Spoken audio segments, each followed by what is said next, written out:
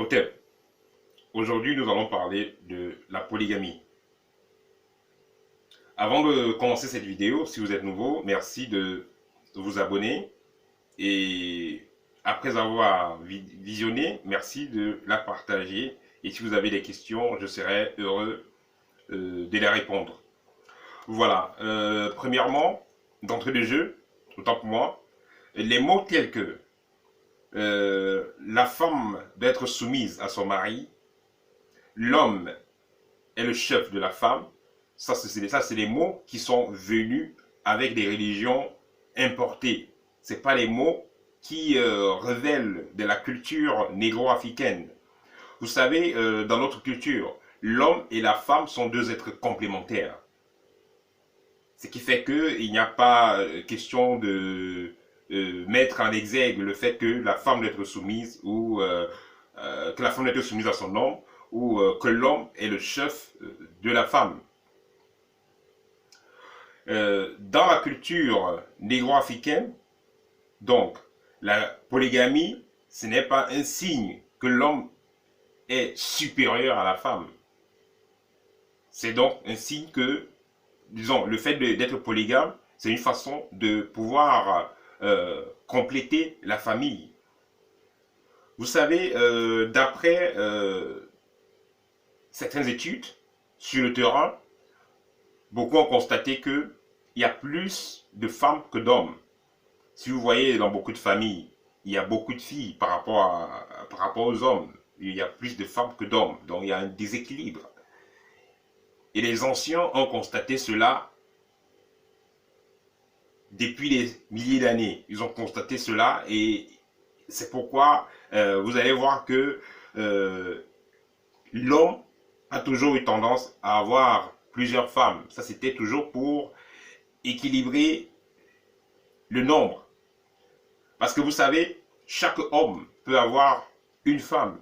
Et d'ailleurs même, c'est même remarqué en Afrique un peu partout. Chaque homme a une femme. Ceux qui ont été en Afrique, vous allez voir, chaque homme a une femme. Même si vous allez voir un homme qui, même s'il est handicapé, même s'il n'est pas beau, même si c'est comment, il aura toujours une femme. Tandis que pour la femme, ce n'est pas le cas. Chaque femme ne peut pas avoir un homme. C'est impossible. À cause du nombre. Parce qu'il y a plus de femmes que d'hommes. Donc chaque femme ne peut pas avoir le privilège d'avoir un homme. C'est pourquoi certaines femmes sages ont décidé à l'époque de créer ce qu'on appelle la polygamie. Parce que la polygamie, ça n'a pas été créé par les... L'idée derrière la polygamie, ce n'est pas une idée qui vient de l'homme. C'est une idée qui vient de la femme. Parce que ces femmes ont trouvé qu'il n'est pas juste, et il sera même égoïste, qu'un homme, disons qu'une femme, ait à elle seule tout un homme pour elle seule. C'est pourquoi elles ont pensé donc qu'il faudrait qu'il y ait donc la possibilité d'avoir la polygamie. Et vous savez, un homme peut, lui seul, il peut féconder plusieurs femmes. Parce que quand une femme est enceinte, une fois qu'elle a été fécondée, elle est enceinte, il faut 9 mois, elle va porter l'enfant 9 mois, et il faut environ 1 à 2 ans pour pouvoir encore procréer. Pourtant, l'homme, à peine il a fécondé X, il peut féconder Y. Donc tout ça, c'est les signes de la nature, c'est pas un signe anodin. C'est une façon de dire que l'homme a cette capacité-là de pouvoir féconder plusieurs femmes, mais il ne doit pas être que focalisé sur son foyer, dans la plupart des cas. Parce que il est bien d'avoir un homme, qui est un homme qui a une seule femme, c'est bien, mais qu'est-ce que vous allez faire dans des femmes qui n'ont pas d'homme? Vous voyez, ça c'est un problème qui a donc été très bien résolu au passé en Afrique avec la polygamie. Parce que déjà, quand vous avez une femme et puis vous jouez au chat et la souris, vous avez des copines dehors, on appelle ça souvent des bureaux. Vous avez des bureaux dehors. Les familles de ces bureaux-là ne vous connaissent pas. Et non seulement c'est dangereux pour vous, et disons, pour votre foyer. Parce que si votre femme s'en rend compte, elle peut divorcer, par exemple. Parce que votre femme peut divorcer parce que vous êtes infidèle. Parce que, voilà. Et quand vous êtes infidèle, vous êtes obligé toujours de mentir, vous êtes obligé de- vous êtes obligé de mentir, vous êtes obligé de faire toujours ce qui n'est pas correct pour pouvoir maintenir, pouvoir cacher, pouvoir faire cette vie de chat et de souris. Tandis que quand vous êtes polygame, tout est fait de façon officielle et de façon ouverte. Ce qui fait que dans ce cas, il y aura moins de rancune, il y aura moins de problèmes qui vont se dessiner là-dessus. Et vous allez voir en Afrique, un peu partout, surtout en Europe, une femme, elle est là, elle a le travail, elle a tout ce qu'il faut, elle est à la maison, mais elle est seule. Si ce n'est pas l'adoption qu'elle a fait, bon, elle a son chien ou son chat à la maison. Et d'autres avec des godes à la maison. Or, certains ont donc mûri, certains, c'est pourquoi donc, les femmes à l'époque ont bien mûri la chose et elles ont pensé que il serait mieux qu'un homme ait plusieurs femmes pour pouvoir aussi donner l'opportunité à chacune de ces femmes-là de pouvoir avoir une lignée. Parce que si vous avez une femme, ok, vous avez une femme, vous avez 2 enfants avec elle, entre-temps, il y a d'autres femmes à côté aussi qui sont seules, elles n'ont pas de mari, et même si elles ne peuvent pas avoir un mari en temps normal, mais au moins il faudrait qu'elles aient un mari de façon périodique, afin d'avoir aussi l'opportunité de pouvoir avoir une descendance, de pouvoir laisser une lignée, de pouvoir laisser une descendance. Parce que si vous avez épousé dans un village où il y a 100 femmes, vous avez, 60 ont été épousées, sont au foyer. Qu'est-ce qu'on va faire des 40 qui n'ont pas été épousées? Elles n'auront pas de descendance. Vous voyez que là, il y a un déséquilibre quelque part. Et vous voyez aussi avec les vaccins qui se créent, avec tous les programmes qui sont faits actuellement pour stériliser les populations, il serait très sage pour les Africains de recourir à certaines traditions ou alors de valider la polygamie dans certains pays. J'aimerais même saluer aussi, c'est vrai que ça paraît un peu l'idée du président de l'Érythrée, ça paraît un peu rude, mais je salue cette idée-là. Parce que vous savez, en Érythrée, maintenant, la loi a décidé que si vous ne voulez pas faire la polygamie, si vous ne voulez pas avoir au moins 3 femmes, vous irez en prison jusqu'à la fin de votre vie. Et pour les femmes, ils ont décidé que si une femme n'accepte pas, si une femme refuse la polygamie, elle aussi ira en prison jusqu'à la fin de sa vie. Tout ça pour dire que c'est des mesures qui sont faites pour qu'il y ait de l'équilibre. Parce que sans cela, beaucoup de femmes n'auront pas l'opportunité d'avoir une descendance. Voilà. Vous savez, beaucoup d'hommes sont beaucoup d'hommes sont fidèles parce qu'ils n'ont pas eu l'opportunité d'être infidèles. Parce qu'une occasion ne s'est pas présentée à eux.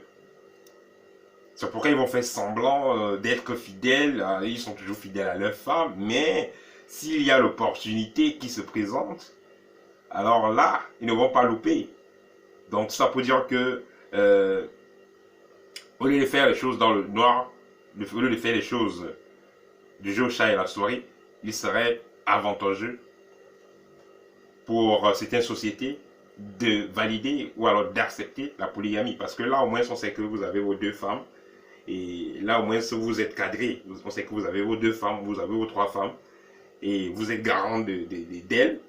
Vous allez vous occuper de vos enfants. Parce que, bon, voilà. C'est comme ça. C'est ça qui était votre choix. Vous avez choisi, vous supportez, vous assumez. Mais, si vous êtes dans là, vous avez votre femme. Et vous faites l'hypocrisie. Vous avez 2 ou 3 bureaux dehors. Vous avez des enfants à gauche, à droite. Plus tard, ces enfants ne seront pas cadrés. Et même si vous décidez de lever les mains sur eux, vous dites, ah, je ne sais pas, mes enfants, je ne connais pas, mais rien ne va prouver que vous êtes lié à ces enfants-là. Et le destin de ces enfants-là sera influencé négativement parce que vous aurez pris vos distances. Et également, les familles de ces femmes-là ne pourront pas avoir accès à vous parce que tout a été fait de façon officieuse. Alors que si vous êtes marié, si vous avez épousé cette femme-là, de façon normale, alors là, vous serez garant de ces femmes-là.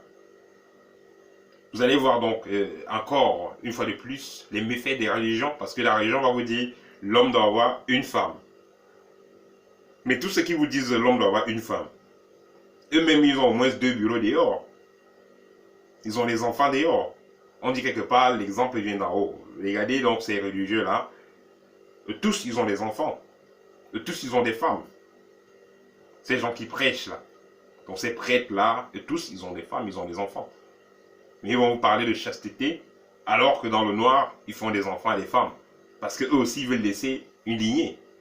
Donc, au lieu de jouer au chat et à la souris, il sera donc plus sage de penser avoir une descendance.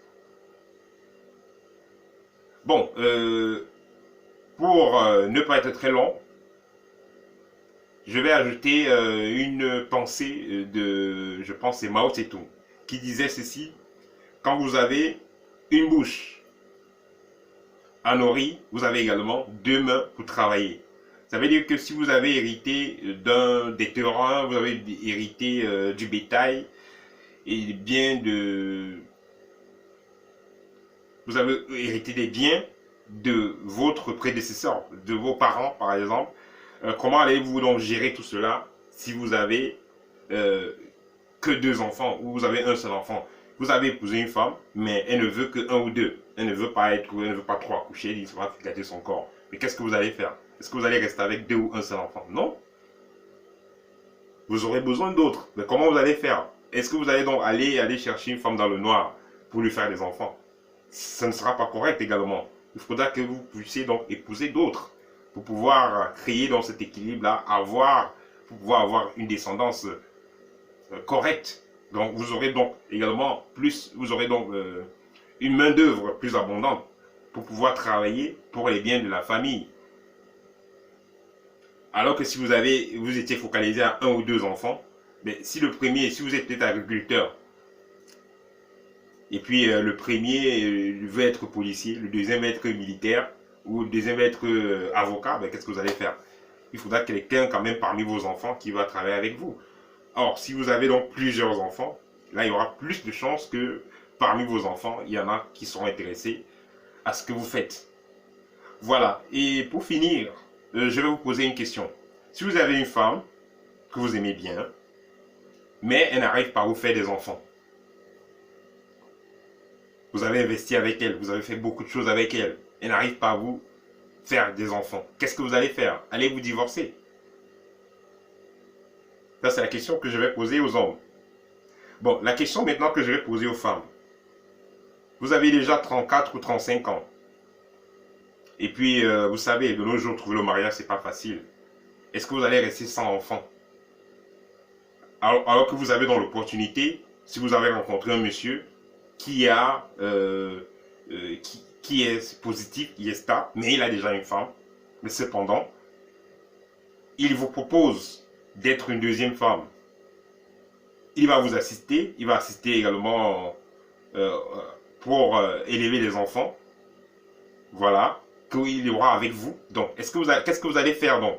Est-ce que vous allez préférer rester toute votre vie sans descendance, sans enfant, ou alors vous allez accepter d'être deuxième femme? Ça, c'est la question que je pose aux femmes. À très bientôt, chers Kamites. Otep.